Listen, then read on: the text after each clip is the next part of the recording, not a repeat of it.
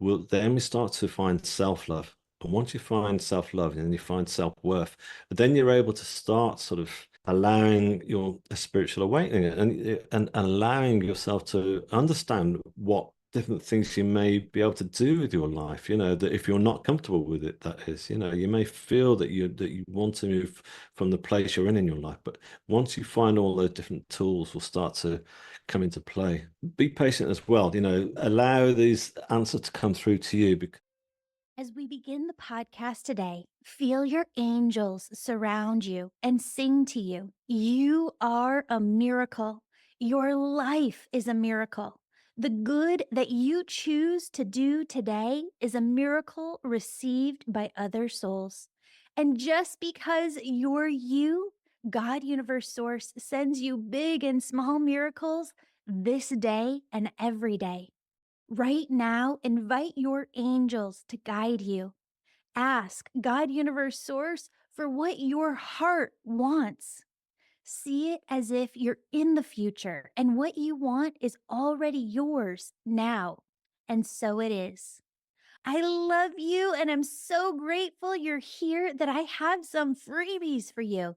I worked with the angels to create 31 meditations that are going to make you a magnet for miracles. Get them free at theangelmedium.com. Want to be my angel?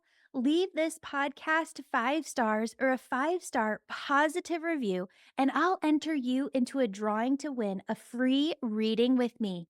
Use the form at theangelmedium.com/contact to send me your contact info so I know who to call when you win.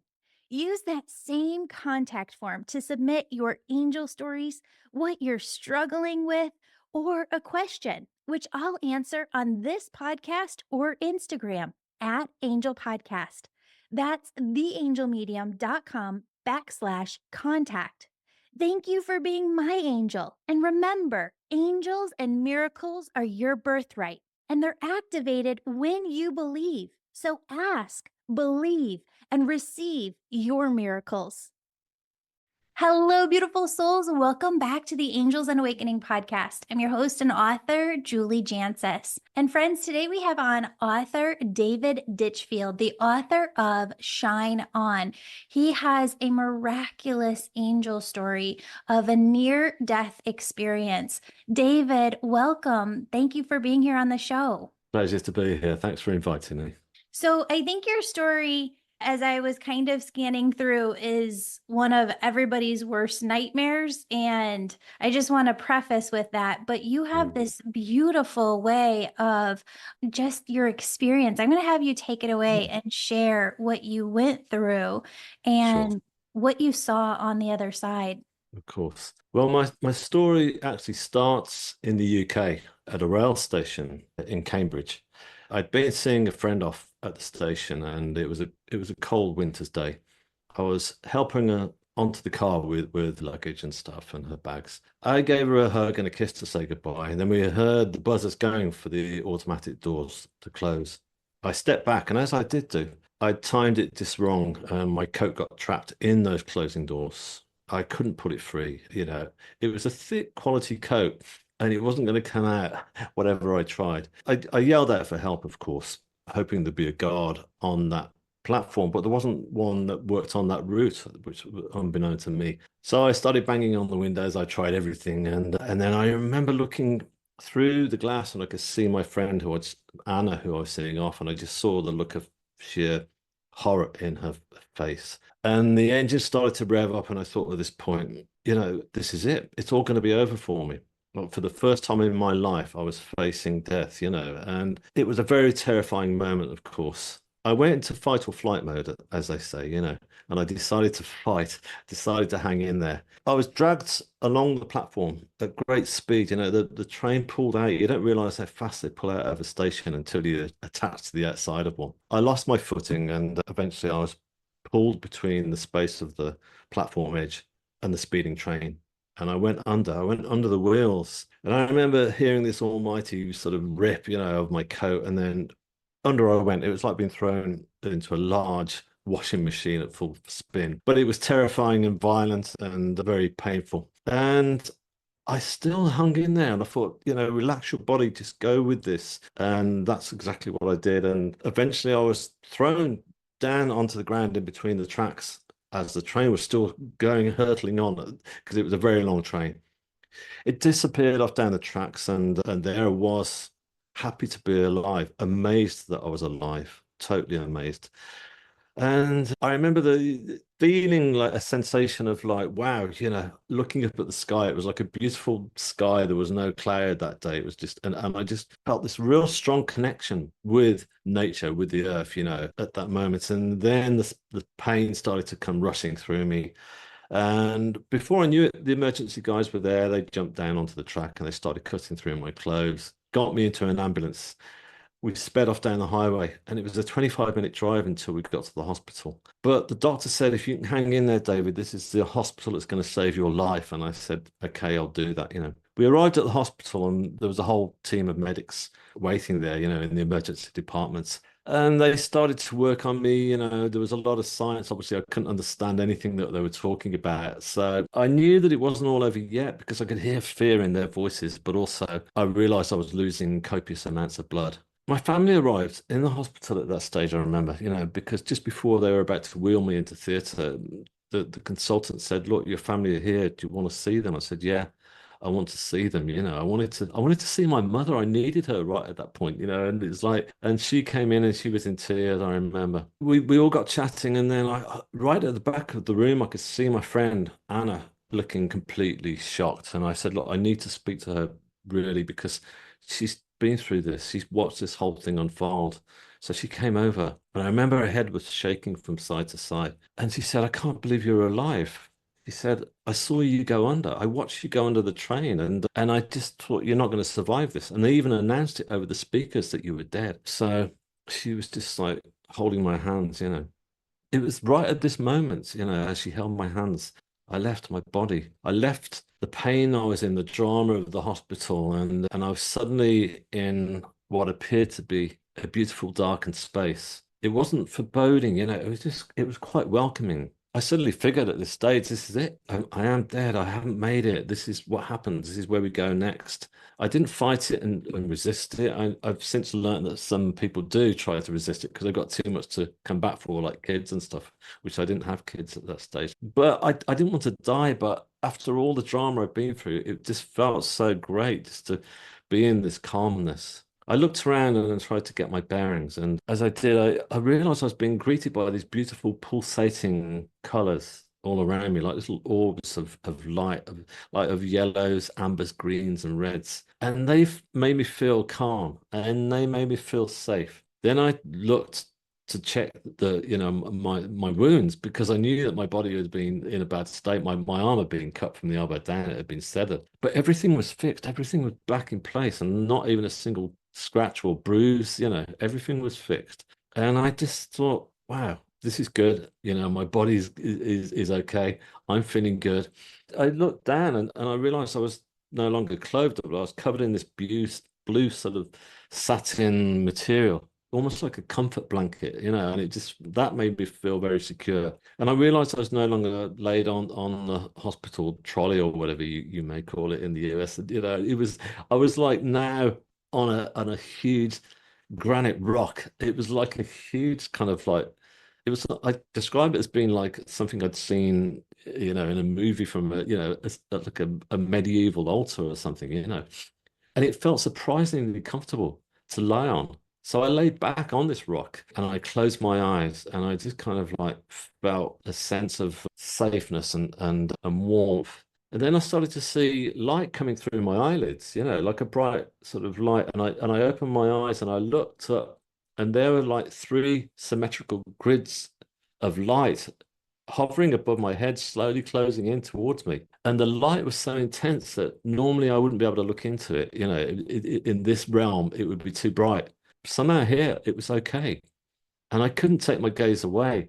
And the reason I couldn't take my gaze away because I knew that this was more than just three grids of light. They were like there was a healing energy that was coming from these grids of light that were just kind of like slowly going over my body and just kind of like healing all the physical wounds, healing the trauma that I'd just been put through, because of course it's the most terrifying thing that could have ever have happened to me at this stage. But I felt this is good, this is healing me. So I closed my eyes and I went with it, and I went with this energy. As time went on, I started to I felt like there was the presence of somebody had suddenly turned up. If you're laid half asleep and somebody walks into a room, you feel their presence. And that's what it was like. So I lifted my head and I looked, and there, just stood at my feet, was this beautiful angel. It was an angelic being, and this being of light. Again, I say a being of light because it wasn't like a person. It was had a physical form. In fact, it was neither male nor female. It was androgynous, and this being was looking at me with this pure white blonde hair and this skin that was emanating sort of like a presence of goodness coming from it. And I knew this person's face. And I said out loud, I said, I know you, don't I? Where do I know you from? And I just couldn't put my finger on it. And this angel just looked back at me and smiled with a knowing smile. But I knew that this person was here to guide me, to look after me. This was like the gatekeeper to my soul, if you like. And so I knew I was in good company. So I closed my eyes again and lay back on this huge rock. Join me for these upcoming events. We're hosting the Angel Reiki Mediumship School live in person again this fall and spring.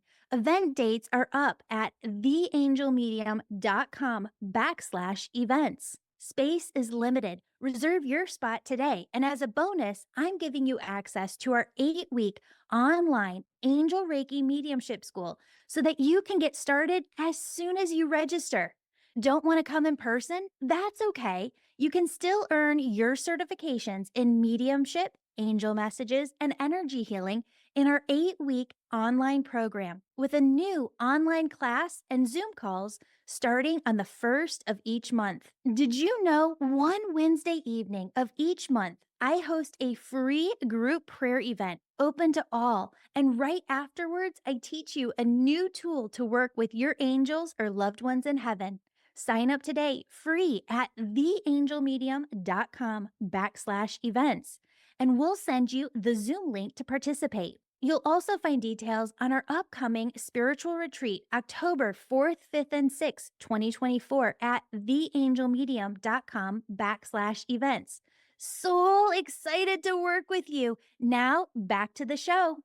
As time went on, I suddenly felt the presence of more people had arrived. And so I opened my eyes once again, and either side of me were two female forms, this time two female angels. And the girl to my right was wearing like a simple brown dress with long brown hair and dark skin. Whereas the girl to my left, she was more sort of wearing a beautiful traditional dress, like a sort of a very white sort of dress.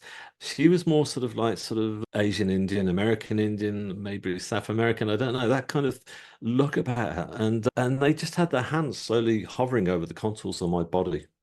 And the energy that was coming from their hands was just so powerful. It was a beautiful energy of love. It was like a love, all the different sort of forms I'd encountered in my life before, whether it's from my mother, from my partner, from my pet cat, or my best friend, whatever, all those different types of love was all now coming from their hands. And I realized that they were not only healing the trauma that I'd just been through physically, but they are actually healing all the emotional wounds that I carried with me throughout my whole life. We all do, obviously, but there's no escaping that. We all carry, baggage, as we call it, with us, and so they were like peeling off all these layers of baggage bit by bit, piece by piece.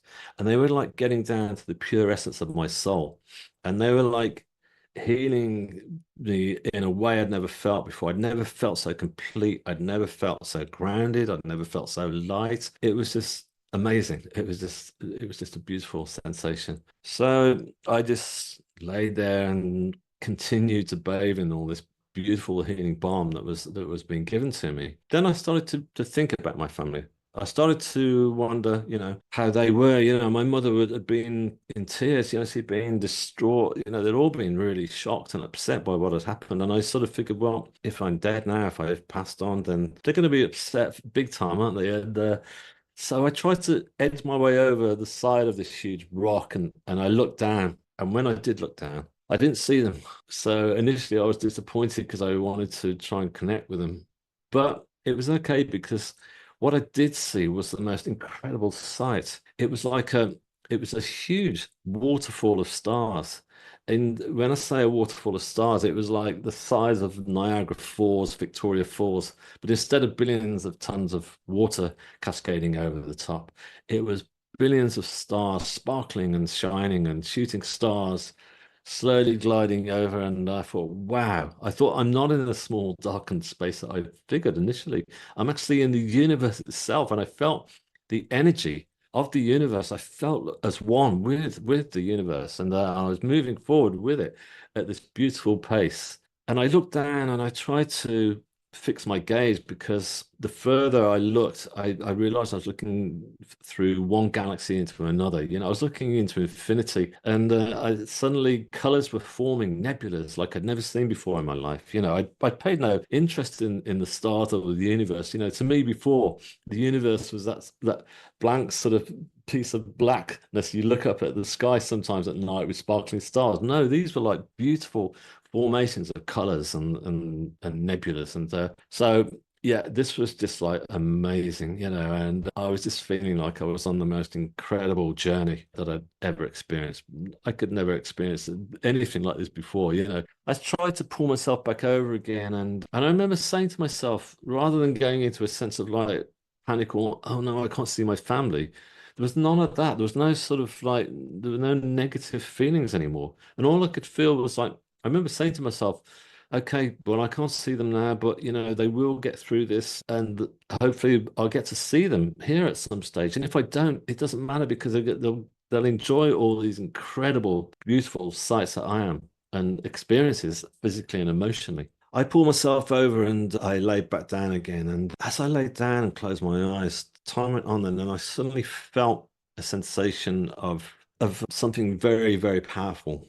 And this was the most profound moment of the whole near-death experience, was right at the end. I felt like every single molecule of my body was starting to vibrate with love. And it was like unconditional love. It was just incredible. So I lifted my head once more and I looked, and just beyond the angel stood at my feet there was a huge tunnel coming through the universe. It was a tunnel of white light that was surrounded by very dramatic flames that were slowly sort of circulating around the perimeter. And I just thought, wow, normally this would be something that could be quite terrifying to look at, especially with all these dramatic flames. But again, there was no sense of fear or negativity. I just felt excitement, and I just kind of, this energy that was coming from this was just so strong as it got closer and closer to me. For the first time in my life, I felt the presence of God. I felt like I was just really close to God, and this energy of love that was coming through me was the energy of God that was just rushing through and giving me this feeling of total elation. And I was at one, totally at one. And it was at that point that I came rushing back into my body. I was back in the hospital, that all the beautiful lights and colors that I'd seen out there in this other realm were now replaced by fluorescent strip that was like, felt like it was screaming into my eyes. And the noise and the drama of the hospital was just like overkill to my ears. And then the pain, of course, came rushing back, and it rushed right through my body. There I was, back in the earth's realm. This is incredible. I want to draw our readers to just kind of tune into a couple of things that you said. On the other side, you could think, you were conscious, you were aware, you could see, you could feel. It seems like you experienced change as you felt that emotional healing kind of take out the past heavy emotions and just heal you. I thought it was interesting too how it was simultaneously you were one with all that is, and yet you had a separate consciousness as well, and kind of that individual thinking and that feeling of just love and God, universe, source, and the vibration that you describe. I love it so much. I think that this is all stuff that we can get to even without a near death experience. And I think that this is what the divine and our lives are for, is to live this life as heaven on earth here and now. What do you think? I totally agree with that fact. You know, I say in all my podcast interviews that I do that you don't have to go under a train or have a dramatic accident like this, you know, to have a near-death experience or a spiritual awakening. You know, a spiritual awakening can come to us all, you know, and we can all tune into that energy. You know, we had a taster of it, you know, when the pandemic happened, that was the first time the whole world went into a state of like, wow, you know, we were all scared. A lot of people didn't know what was going to happen next. And so a lot of people we all had to stop working. Our lives just stopped. Our thinking mind stopped. And that's when everybody went into that moment where people were starting to appreciate nature. People were turning around saying, I'm going to start baking bread again. I'm going to start cooking for my family. I'm going to educate them, and I'm going to start taking up whatever it was, painting or even going out and farming my own land. You know, it's within us all to find that, especially at moments when we feel like life is getting really, really tough for us. One thing to remember that is that out of all sort of darkness, you know, the dark night of the soul is one phrase that people use, but out of that comes enlightenment, you know, out of that comes spiritual awakening. It's this the law of God, it's the law of universe, you know. I mean, the thing to remember that is when I talked about being part of the universe and feeling that sensation of being out there, that's what I realized, that we are all connected with the universe. And we've forgotten that, you know. We've forgotten that we're animals, and all the animal kingdom all around us, they all tune in with the universe, you know. All the birds know when to migrate each year, and that's the energy of the universe telling them what to do. Whereas with us, we've got so used to setting our alarm clocks to our watches or our cell phones or whatever, you know. So we're all part of the universe, and we're all part of that universal love and that universal energy. So yeah. Yeah. I heard that in your story too, when you said a couple of times that you heard when you were under the train, just go with it. And when you were on the other side, there was a moment where you said, just go with it. And I believe that the angels communicate with us and the divine communicates with us through our own internal voice.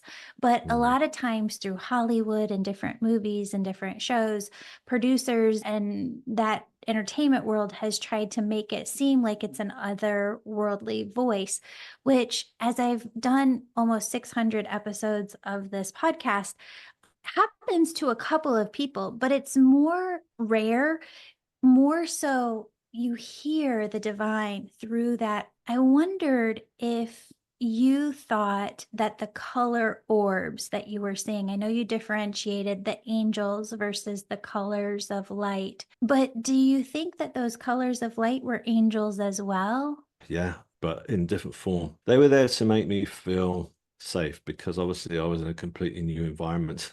And they made me feel like it's okay, you know, you're in a safe place, you're in good hands. Whereas the three angels that I talked about who were healing me, I felt that they'd been with me throughout the whole of my life and beyond, you know, they'd worked with me throughout, and I just hadn't been able to connect with them because I hadn't tried, you know. I had no faith before, you know. So, you know, when things went wrong in my life, I always looked for the quick fix, like lots of us, like say, this, we got to get this fixed now, quick, you know.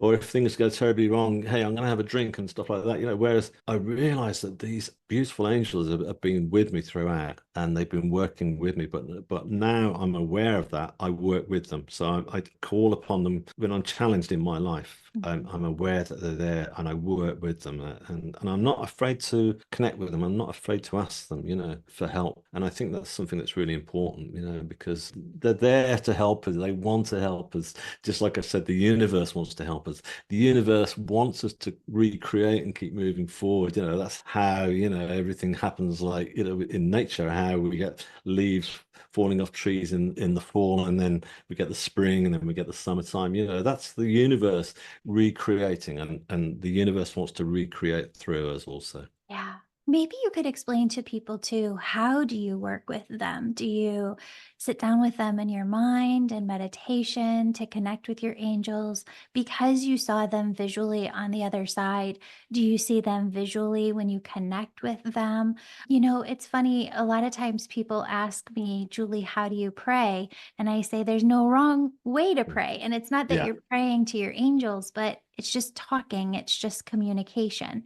Exactly, yeah. When I communicate with them, I'm humble and when I speak to them, but I don't go in with a sense of feeling like I'm not worthy of their help. I think that's the most important thing. I think it's important to feel worthy and feel worthy of their love and their support, and be humble with it. When I first came around from the anesthetic ones afterwards, when they operated on me, I remember lying in that hospital room. And of course, I was contemplating what had just happened going onto the train. It was a big thing to deal with as a human being. But all I could focus on really was what had just happened. I knew nothing about near-death experiences or anything. And I thought, am I the only person this has happened to? And of course, I realized now I'm not. And I was really actually quite scared I was going to forget it all because I thought I've got to share this with people and I've got to find out. And I remember saying to myself, what is my mission? What do I need to do now? So I thought I'm going to do a painting. I'd never done anything like this before, I'm not trained as an artist. So I just thought, I'm going to paint it. I'm going to do one of those big sort of Michelangelo Renaissance style paintings. And so when I got out of hospital and I was well enough, and that's exactly what I did. I got a huge canvas and I started to put this painting together. And of course, I was apprehensive at first because I didn't want to mess this up. But you know what? Once I started painting, it was coming together so well. And I realized I was being helped. I realized that my angels were helping me to bring this together, and they were appearing in this painting. I was painting this image of my guides and my angels and stuff. And so I would sit back each time when it started to come together, and I go, "Oh, thank you so much." I still do. I mean, I'm now an artist and a musician. It's become quite prolific. So I started painting. I couldn't stop from then. I became prolific. That's what I do now. I paint and write music, and all that came through because I was connecting with my guides and asking them for help if I needed more guidance. I'm bringing that together, and it's just trusting in it and just trusting things are meant to be and things will happen and come along. Well, I was really delighted actually because I wanted my paintings to start reaching people so I could talk about what had happened through my artwork. And Yeah. so that's what I started to do, and people would come and look at my painting, and I'd start to exhibit them. And then since started to once my book came out, I started doing interviews and podcasts, and then I got approached by the Museum of the Bible in Washington, D.C. Last year, and they wanted to loan one of my paintings for an exhibition called Science and Scripture. And that was great. That was such an honor for me, just to have them approach me and say, we want to use one of your near-death experience paintings. So one of the first paintings I did has been out there. It's just come back. It's been out there for a year. So that was lovely, reaching even more people. And it's because it's not all about me as an artist, David as an artist. It's more about literally my message to getting out to as many people as possible. Because right from that very first night when I woke in the hospital, I just thought, I want to tell as many people about this as possible. There was nothing about me thinking like I was worried that people might think this is a crazy story or whatever. I thought, no, it's just too big. It's too important. So yeah. Amazing. Can you tell everybody, the angels keep asking, can you summarize your message in a couple of sentences to the audience? And also, can you share with the audience where they can find your artwork to just see this beautiful angelic led creations? And also, where can they find you and your book? One of the biggest messages to bring back, and that is that what I felt and what I was told is that we are all loved. All of us, every single one of us is loved, and that once we realize that that love is there and we accept it and we invite it in and allow it to come through, then we start to find self-love. And once you find self-love and then you find self-worth, then you're able to start sort of allowing your a spiritual awakening and allowing yourself to understand what different things you may be able to do with your life, that if you're not comfortable with it, that is, you may feel that you want to move from the place you're in your life. But once you find all those different tools will start to come into play. Be patient as well, allow these answers to come through to you because I mean, think I was going to be a painter. And I also started writing music for orchestra, believe it or not, as well, which was the second sort of bow to it all. And I didn't ask for that. It just kind of came to me. And I just thought I was going to write a song, first of all, about my near-death experience, but it became a symphony, which is another story in itself. So if people want to listen to my music, you can stream that symphony for free on my website and look at my paintings. So my website's called shineonthestory.com. And my social media links are on there as well, so you can see new pieces of work coming together in music or art and stuff. And my book is called Shine On, which it's wherever you are, pretty much in the world, it's available on Amazon. So it's out there still now. So if you want to read that, and if you're not sure about buying the book, I'm giving like a free chapter on my website as well, so you can have a read of that and see if it's for you. David, you're so Hey. amazing. I love, love, love getting to spend this time with you. I think it's interesting, your transition into music. I had an experience this summer where I was on vacation and I felt this angel message come in that I need to listen to. My husband's a band teacher and I don't even know the correct terminology, but like the old school type of instrumental music without any words to it. They said that that'll help me bring an energy into my day that I need without distracting my mind with the words, but allowing me to move through my day how they need me to. So I thought that was really beautiful. David, thank you so much. And I just want to let the audience know that your last name is Ditchfield, and it's spelled exactly like it sounds, Ditchfield. We'll put all of your links in the show notes. And I hope that you come back anytime that you want. I feel Love like I to, could talk to yeah. you for forever. Ditto. That'd be Yeah, great. Yeah, let's do that. wonderful. David, thank you for your work in this world. It's so needed. A pleasure. Thanks for having me on. I'd love to work with you if it resonates. Book a reading to get messages from your angels right away.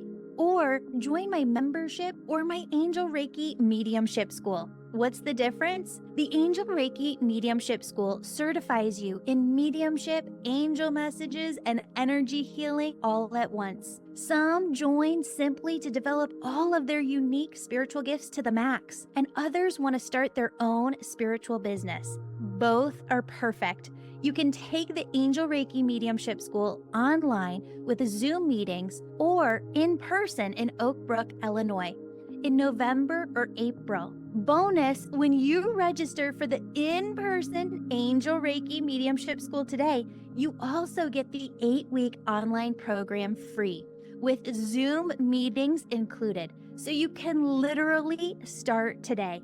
How is that different from my membership? My membership gives you everything you need to care for and nourish your soul. The fact is, our world neglects the soul. Most people only attend to their own soul when they have a big life crisis. But your soul is not a problem to be solved. Your soul is starving to be seen, heard, nourished, and cared for. Your soul is speaking to you, and it wants you to hear it. That's what my membership does. It nourishes your soul. It shows you there is an entire universe living within you, how you can access your own angels, messages, and live a life of wonder, magic, enchantment, and miracles. At your request, we've changed the membership so that you can join anytime, any month. You can purchase readings, the school, my membership, all over at theangelmedium.com. As we close today, ask your angels to be with you and allow these messages to speak to your heart. Your angels say you are connected to the universe, and the universe is connected to you. All you ever need is within you right now at this very moment. Stay true to yourself. Don't betray yourself by going against the intuitive feelings you get. Trust your own inner wisdom. Why? The world needs you. The world needs you to dream big and for you to discover what's possible for yourself. Step into the energy of all that you are. smile, laugh, and allow your heart to be healed. Ask your angels to bring you big miracles, prosperity, and to open big doors. Believe in miracles. You have a big purpose, and friends, inspiration is everywhere. Everywhere you look, there are people in need of help, love, and support. Find a way to be of service. Start right now by asking yourself, what good shall I do this day? Love is who you are. Joy is your nature. Remember, God only ever has 3 answers to your prayers. Yes, not yet, or I have something so much better in mind you can't possibly believe it. Nothing is impossible, and nothing can stop your determined soul from succeeding. Now go about your day and expect the most wonderful things to happen.